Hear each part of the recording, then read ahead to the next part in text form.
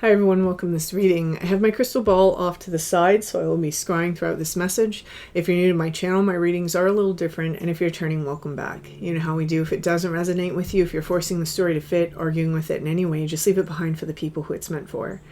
So on October 30th at 7 p.m. Eastern Standard Time over Zoom, iScry, Steph, and I will be doing the HEKATE Halloween.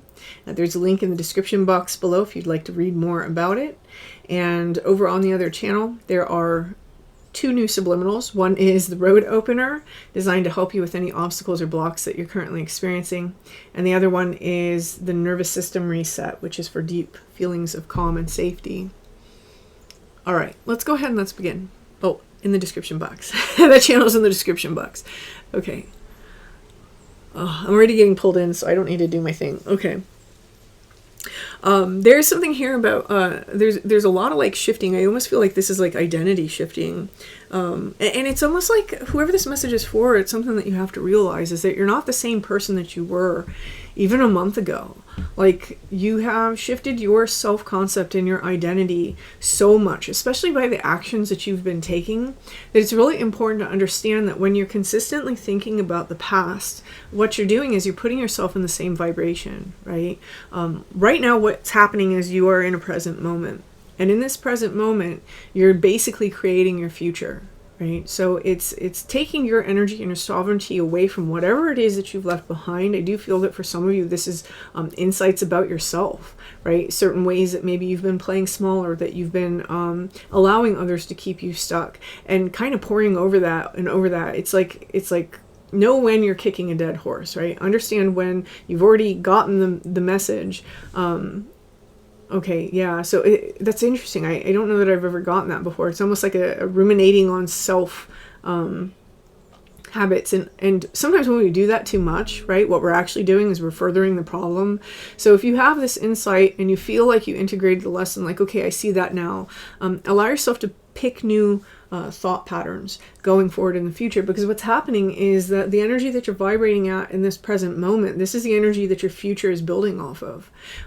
The ideas and the thoughts and the behaviors and the patterns that you are aligning yourself with right now, this is the place from which you're going to make these choices. A really good example of this is, for example, if a person's trying to like diet, right, but they keep going for that piece of cake. If they are constantly in their present moment, identifying with the past version of themselves that always used to give in and go for that thing, that's what they're going to choose, right? So there's a message that's coming through for somebody that feels a little urgent. It honestly feels a little urgent. It's like, don't make the same mistake and get back on this wheel of fortune because you're identifying with a version of yourself that was on that wheel, or that you're identifying with a version of yourself that was connected to that thing, or that had that idea, or exhibited that behavior. In every moment that we're living, we get to choose who we're becoming, right? We get to choose what our future is. So there's an over-identification with the past that may be taking place for somebody here. Okay, very interesting. All right.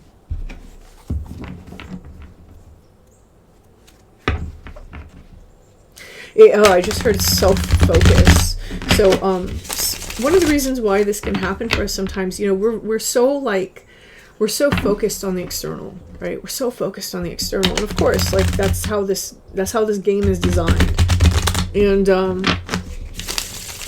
because we focus on the external, we're constantly giving our power and our energy and our time and our attention away to things that aren't necessarily important. And whoever this message is for, there's something here that's coming through about turning that focus and that time and that awareness and that attention into the self, right? Self-creating. Okay.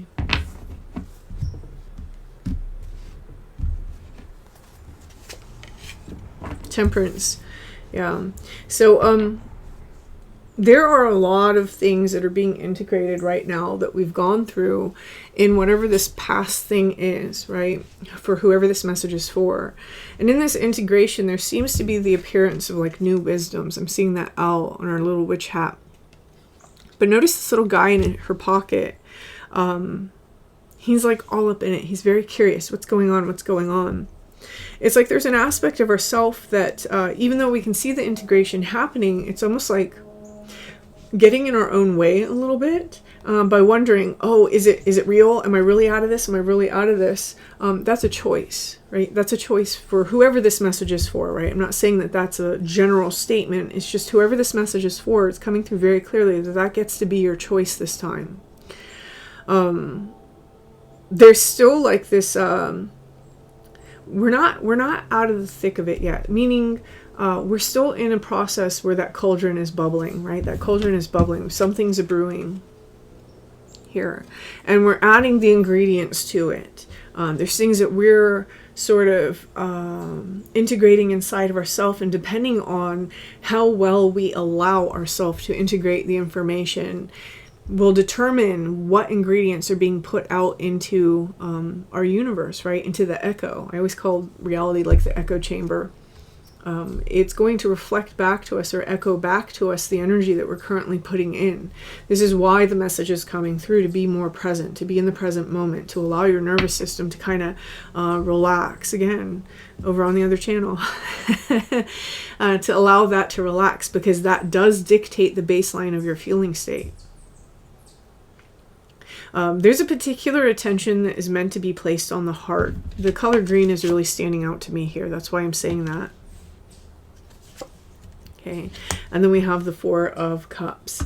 If you want certain things, you have to ignore other things, right? So we talked about this a few readings ago, where it was about opportunities that come to us and not taking the first opportunity out of some lack mentality, right? That fear of missing out, or the fear of like missing an opportunity. Not everything that comes towards you is meant for you, right? Some things that come towards you, they're there because it's what are you going to choose for yourself? And that's really what the Four of Cups is saying to me, is that someone here has learned that they don't have to take every opportunity that comes to them. This is one of the lessons that maybe was supposed to be learned, was that you don't have to always say yes, right? Sometimes you can say, you know, nothing against this situation, nothing against this opportunity, but this isn't right for me. How other people respond to that, how the situations respond to that, that's up to them. That's not your concern. You have to sometimes be comfortable being made uncomfortable, or with the conflict that comes with being yourself, right?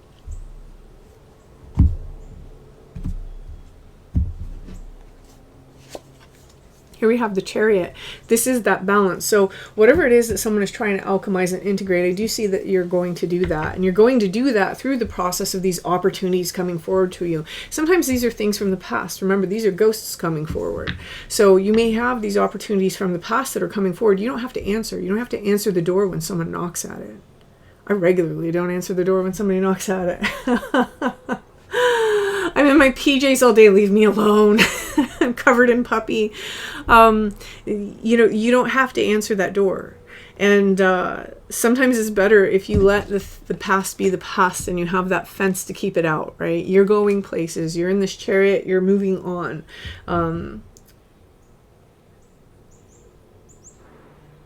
I just heard let your freak flag fly when I pulled the Chariot card up. So some of you... you're really immersed inside of a process of really allowing yourself to be your unique self, right? Some of you really march to the beat of a different drum. You might be extremely eccentric. You might be into very eccentric things. Your girl's got you here. Look around. You might be very eccentric, and you're allowing yourself to step into this space. The thing about that is that when you step into that space, what you're really doing is you're stepping into the most abundant version of yourself, right? Where you start attracting people who are of like mind, who you resonate with, where you start attracting your ability to create more finances for yourself, where you start attracting the ability to uproot anything that's still inside of you knocking around, because you become keenly aware of what doesn't belong to you. You become extremely aware of things that aren't necessarily right for you. It's an unfolding process, right? It doesn't mean that once you take up this mantle that everything's going to be peachy. But you start to notice that things pick up speed, right? You get more inspiration in terms of what steps do I need to take to heal this issue? What steps do I need to take in order to improve this area of my life? It starts to pick up more because you're tuning into yourself ultimately.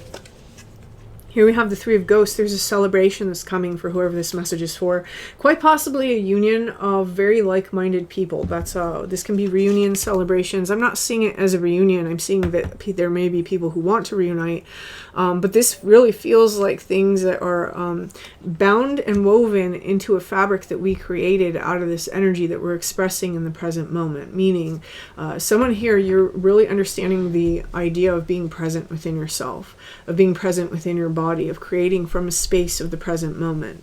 And the work that you're doing in doing this is calling towards you some very good opportunities that they seem to be woven into this energy matrix that you're creating for yourself. We have the Six of Wands. This is success. Success, for some of you, this is even an opportunity to raise your social status in some way. I almost feel like some of you are going to be in the public eye here. I just want to point this out. This card, this card, look at that guy. He's just happy there with his little kitty. They're just taking a ride on this horse. Stepping into a place where you're allowing the space that you've claimed for yourself, right? Because some of you have really taken a step back and created some space in your life. You're allowing that to be peaceful rather than saying it's supposed to be peaceful, but I actually feel this way. It's giving yourself enough time to flush out the old stories of space equals abandonment, right? Or space equals anxiety, or space equals there's something wrong in the periphery that I have to prepare for. Again, there heavy nervous system themes through this. I think a lot of people are really concerned with that right now. And then here we have the Eight of Wands, things moving forward. Also lots of communication here. Some of you, I'm just going to say it because it's popping out at me, some of you may have a lot of communication taking place with a Cancer sign here, with the Chariot. And for some of you, this is moving, this is travel, but this is for this entire collective, a shift of energy. Again, whoever this message is for, there's a heavy theme of identity shifting. You are not the same person. You don't have to keep thinking like it, right? You don't have to keep feeling like it. If you're thinking differently, you don't have to keep feeling like it. If you're feeling like it, you don't have to keep thinking like it, right? Something like that. I just got myself lost. And maybe that's how you feel. You might feel lost in it. You might feel like I'm going for this thing, but then this keeps pulling me back. This past version of myself keeps pulling me back. If that's the case, be patient about it, right? I always recommend journaling, right? Getting that story clear with ourselves. Sometimes when we make lists, it can really help when we can see it visually. But it's really pulling that energy away from that old story. It's almost like I see like hands like gripping on, like pulling it away, wresting away that power and applying it elsewhere, applying it to the future, applying it to the present moment and what it is that you want to carve out for yourself. Not in a spirit of, I hope, right? I hope is still saying it can't happen, right? There's a doubt there. It's saying, I will, right? I will. And that's really what the wands are about, their willpower. It's what do you will? What do you believe? What do you think? What can you conceive? What can you hold on to? What can you say, yeah, I know this is what's going to happen because I've decided, right? I'm the person living my life. It's my decisions. That's agency, right? Okay. And so here with the Five of Pentacles, this sense of maybe, I hope, or if it's aligned, or if it's, which, there's nothing wrong with that. I think it's really good when we're looking for things that are aligned to us. But when we're talking about our own future and what we're stepping into and what we're trying to create for ourselves, you get to decide that. You get to decide what it is that you want. That feeling that we have as people, that there's something else that's controlling all of that, or that, and I don't mean control like, shit happens. I'm not talking about that. I'm talking about the decisions that you make for you, right? The things that you take up for you, the opportunities that you take for you, the energy that you're existing in the present moment for you, those things. A lot of times people put so much of that personal responsibility on something that they conceive of that's out there, or on another person, or on another situation. If only everything was XYZ, if only everything was perfect. This idea that we have, this loss of agency, it really does come from this mindset of lack. And one of the reasons why we have this mindset of lack is maybe you had parents that you always had to listen to everything that they said, right? Or maybe you just always had to go along with someone else for your survival. You don't have to do that anymore. You get to take that power back for yourself. You get to be present with yourself. You get to say, hey, this is what direction I want my life to go. This is who I want to be. This is how I want to show up. an extension of that is taking that power away from the past that's no longer present, right? It doesn't exist anymore. It's just a memory. You're able to take that energy back from that memory and then place it into a new future that you were deciding on. We have the Page of Pumpkins, which is the Page of Pentacles, and then the World. This is a new world, right? A new reality, a new objective reality for ourselves. So whoever this message is for, you're in a very strong creator mode. You may have a temptation to rush this process. I actually feel that while you are having the temptation to rush that process, just remember that that is related to that energy of lack. I need it now, right? You don't need it now. And when you stop needing it now, you'll be surprised just how quickly it shows up. So whoever this message is for, I'm going to leave this here. I hope this resonates with you. If it makes sense, please leave a comment. And until next time.